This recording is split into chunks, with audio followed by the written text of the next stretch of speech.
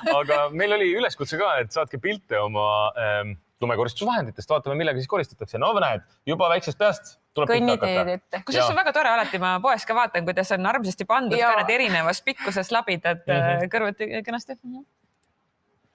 Oi, kui nutikas.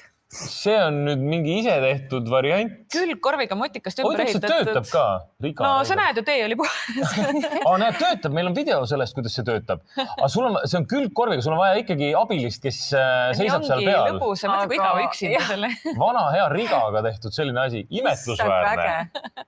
Kusjuures ma arvan, et kui me siin jagaksime tiitled, siis oleks üks pretendent. See on väga lõbus pilt, sellele võib vastu Kusjuures sa tahaks selle viimase pildi kohta öelda, et lume koristamine teeb inimestele hea tuju. Ja, mulle meeldib see ja see näeb umbes seda moodi see pilt välja, et tehtud, ma sain valmis. Ja trennis. Kõik on olemas. Ärge muretsege, kui sajab uus lumi.